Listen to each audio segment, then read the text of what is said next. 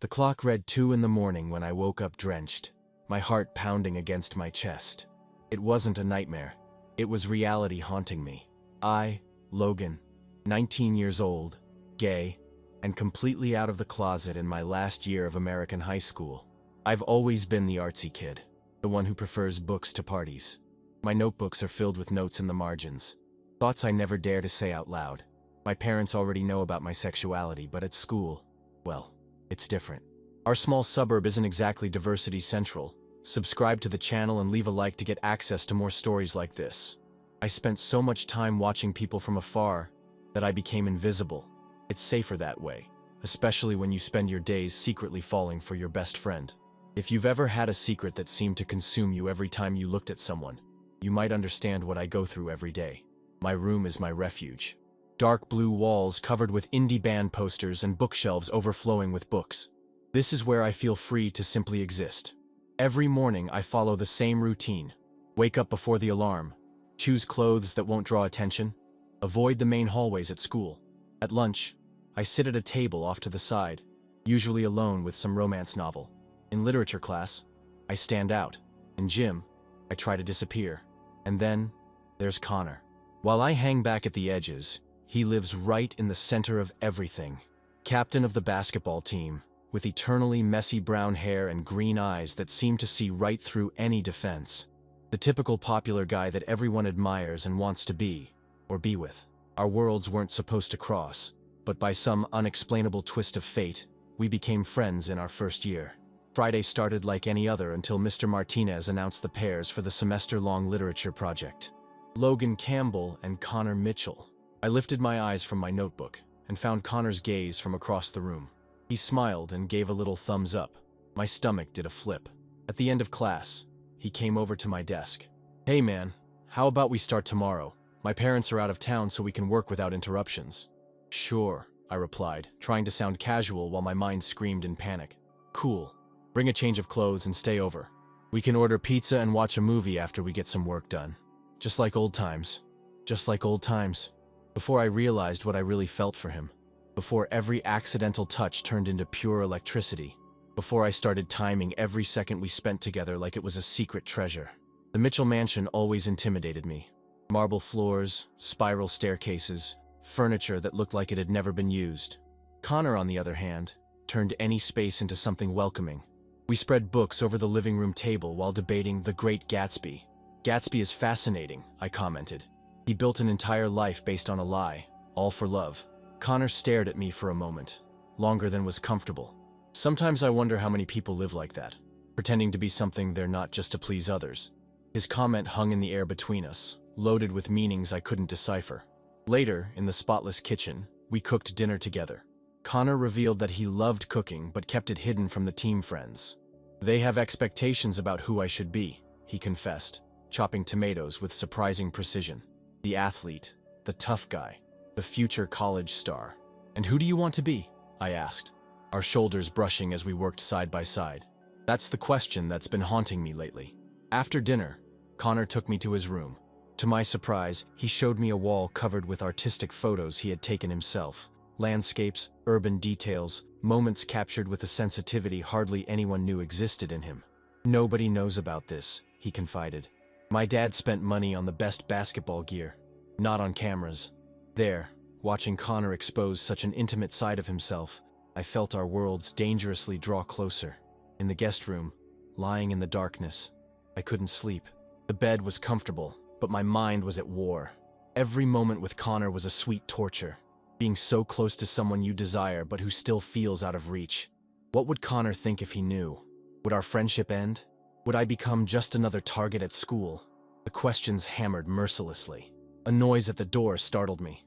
Connor appeared, wearing nothing but pajama pants and holding 2 mugs. "I brought hot chocolate. I can't sleep either."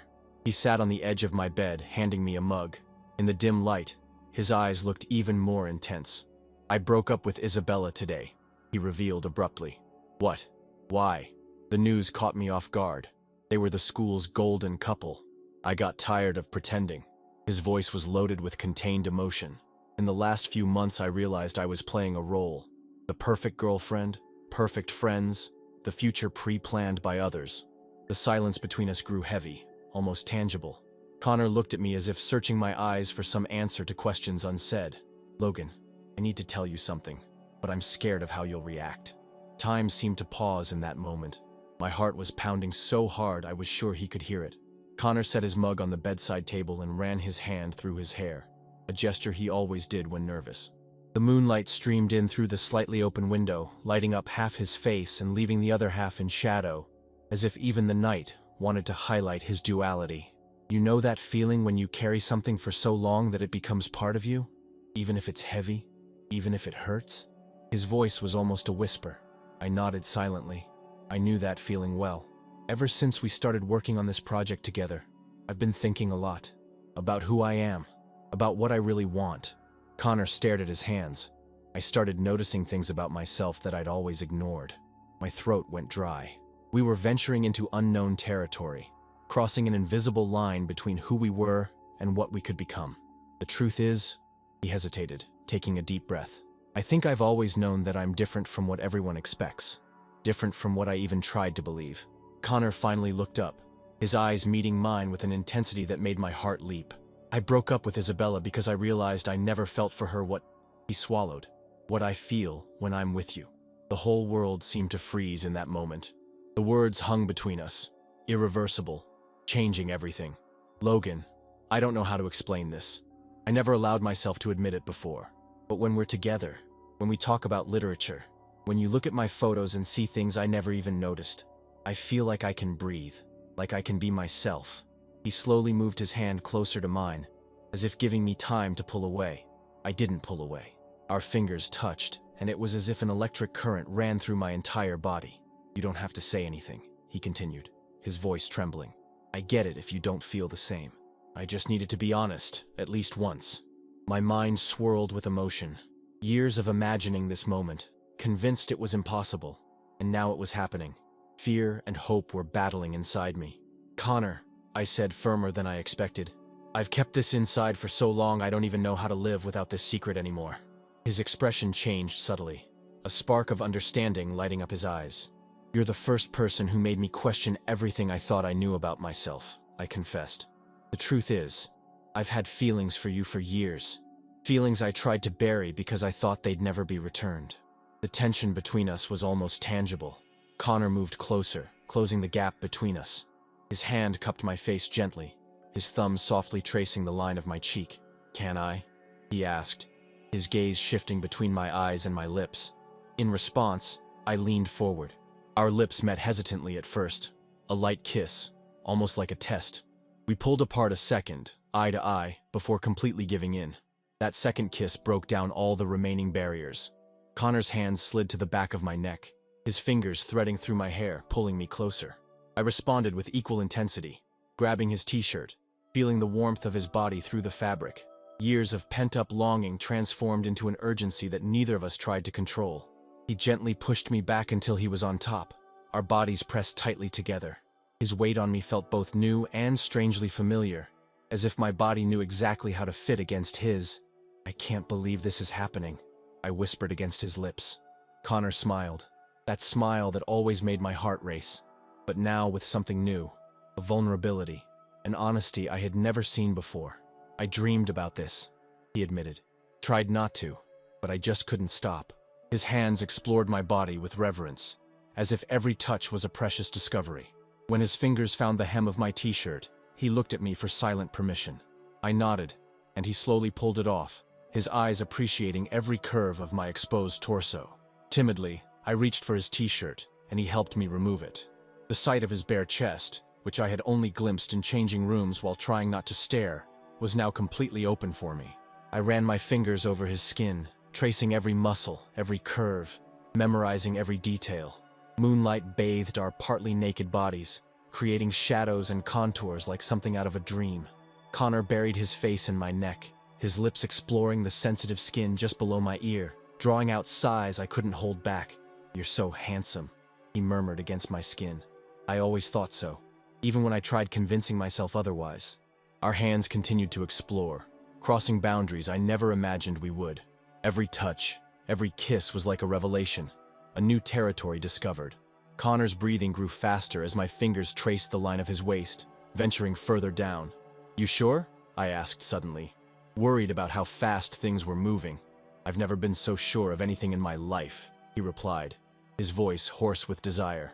What started as a timid exploration quickly turned into a passionate dance.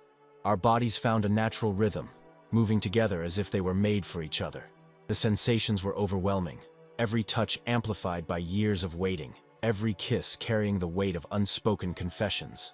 Connor touched me, as if he were photographing me with his hands, capturing every reaction, every sigh, every shiver. I completely surrendered, letting go of years of self-protection and allowing myself to be truly seen for the first time. As the intensity grew, we lost all sense of where one ended and the other began. We were just sensations, warmth, desire, and surprisingly, a deep tenderness. The outside world completely disappeared. There was no school, no expectations, no fear, just the two of us discovering a whole new universe of possibilities together. "Logan," he whispered my name like a prayer as we reached the peak together, our fingers intertwined, our eyes locked. In that transcendental moment, I saw in Connor's eyes not just desire, but something deeper, a recognition, as if he had finally found something he'd been searching for a long time. And I realized that my look must reflect the same. The revelation was as intense as the physical pleasure. He saw me. He really saw me. And I saw him too. Not the Connor that everyone admired from afar, but the complex, sensitive, and insecure guy behind the confident facade. When our bodies finally relaxed, panting and drenched, he didn't pull away. Instead, he pulled me even closer, our limbs intertwined, my head resting on his chest as I listened to his heart slowly slow down. I felt his chest rising and falling deeply before he spoke. "My whole life I thought something was wrong with me," he confessed, his voice low yet clear in the quiet of the room. "I used to date girls because it was expected, but I always felt like I was playing a part, like an actor who forgot his lines and is just improvising." I lifted my head to look at him, meeting his vulnerable eyes, more open and honest than I had ever seen. "When I got to know you better, I started to understand. It wasn't that I didn't know how to connect with people. I was just trying to connect with the wrong people, in the wrong way." I smiled, recognizing in that confession my own feelings. I spent so much time trying to become invisible, thinking it was safer not to be noticed, and at the same time, secretly wishing that you could really see me. Connor held my face in his hands, his thumbs caressing my cheeks. "I've always seen you, Logan. Even when I didn't fully understand what I was feeling, something about you always caught my attention. Like a part of me knew, long before my conscious mind did." He kissed me softly, a kiss different from the others, not loaded with urgent desire, but with a silent promise. The next morning, I woke with the weight of Connor's arm around my waist. For a moment I feared that daylight would bring regret, that he'd pull away, saying it was all a mistake. But when he opened his eyes and saw me watching him, his face lit up with a smile so genuine that it chased away my insecurities. "Good morning," he mumbled, pulling me even closer. "Good morning," I replied, still in awe of how real this all was. "You're overthinking it," he observed, touching the wrinkle between my eyebrows. "I can practically hear the gears turning in your head. It's just, what's gonna happen now? When we leave this room? This moment?" Connor sat down, leaning back against the headboard, one arm still around me. "Honestly, I don't know. I've never been here before, but I do know I don't want to keep pretending." He interlaced his fingers with mine. "I'm not ready to announce everything to the world just yet. I need to figure out how to tell my parents, deal with the team, but I also don't want to hide what I feel for you." The honesty in that statement moved me deeply. It wasn't a promise of perfection, but of authenticity, and that meant so much more. In the days that followed, we navigated this new territory with care and excitement. At school, Connor began occasionally sitting with me at lunch, ignoring the curious stares. When we were alone, we allowed ourselves to explore this newfound connection, not just physically, but emotionally, tearing down the last barriers between us. One Saturday, while we were working on the literature project at his house, Connor suddenly put down his pen and looked at me seriously. "I want you to come with me to the next photo shoot." I raised my eyebrows in surprise. "You never take anyone with you." "Exactly." His eyes sparkled with determination. "It's time to stop compartmentalizing my life. You're too important to be just a part of it." That afternoon, as we walked through the nature reserve on the outskirts of town, I watched Connor capturing images with his camera. His face showed a concentration and passion he rarely showed on the court. At one point, he turned the lens on me. "No," I protested, raising my hand. "I hate photos." "Trust me," he said, gently lowering my hand. "I want to capture how I see you." I agreed, and later when he showed me the pictures, I hardly recognized myself. The person in the photographs didn't look scared, or like he was trying to hide. He looked free, confident, seen. "Is that how you see me?" I asked, moved. "That's how you are when you're not trying to be invisible," he replied, kissing the top of my head. That night, lying in my own bed, I thought about how much had changed in such a short time. My feelings for Connor, once an overwhelming burden I carried by myself, were now a bond that strengthened us both. For the first time, I began imagining a future where I wouldn't have to hide essential parts of who I am. A future where I could be seen and loved, just as I am. Today, we're packing the last of the boxes for Berkshire. Summer passed in the blink of an eye, full of first experiences shared. Our first official dinner as a couple at Connor's favorite restaurant. Our first trip together. A weekend at the beach where we strolled hand in hand without worrying about anyone noticing us. Connor is in my room, methodically packing my books into boxes, even though he knows I'll mess them up later. I watch him quietly, still in awe that this relationship is real, not just a fantasy I had built in my lonely mind. "What's up?" he asks, noticing my gaze. "Just thinking about how much everything's changed," I reply honestly. A year ago, I was getting ready to spend my last year of high school hiding in the shadows, counting down the days until I could go to a university where nobody knew me, a place for a fresh start. Connor sets his task aside and sits next to me on the bed. "And now?" he asks softly. "Now I'm excited for a future where I don't have to hide, where I can be loved exactly as I am." He smiles, that smile that still makes my heart race. You know what impresses me the most? How deciding to be honest about who I am opened up doors I didn't even know existed. The photography scholarship, my dad's unexpected support. It's like the universe was waiting for me to have some courage. Tonight, we decided to revisit the guest room in Connor's house, where it all began months ago. His parents are away. Some habits never change after all, and we wanted one nostalgic moment before we head into the next chapter of our lives. Lying in the same bed where we first discovered each other, I look at Connor and feel a gratitude so deep it almost hurts. If I could go back and tell last year's Logan that this would happen, he would never believe it, I say, our fingers intertwined. "Last year's Connor wouldn't either," he replies, his eyes reflecting the soft lamplight. "He was so lost, trying to be someone he wasn't just to please everyone. And now?" Connor leans in, kissing me softly before answering. "Now I'm finding who I really am, with you, but also with myself. This journey taught me that true love isn't just about finding someone who makes you happy. It's about finding someone who inspires you to be your most authentic self, who gives you the courage to face your own truths. Tomorrow, we'll pack up our lives in boxes and start a new phase together. There will be challenges, of course. The world won't always be kind to two guys in love. But we learned that authenticity, as scary as it might seem at first, brings a freedom no disguise ever could. When Connor falls asleep in my arms, I think about all the young people like us, hiding essential parts of themselves for fear of rejection. I wish I could tell each one of them that even though the journey is tough, the path to self-acceptance is the most important one you'll take. Because in the end, our ability to truly love others is directly linked to our willingness to love ourselves first. And that, more than anything else, is the lesson I'll carry with me beyond this night, this summer, this love story that has only just begun. Subscribe to the channel and leave a like to get access to more stories like this. If you've ever felt like I did, hiding essential parts of yourself for fear of rejection, know that you're not alone. And maybe, as I learned, your truth isn't a burden to carry but wings waiting to unfold.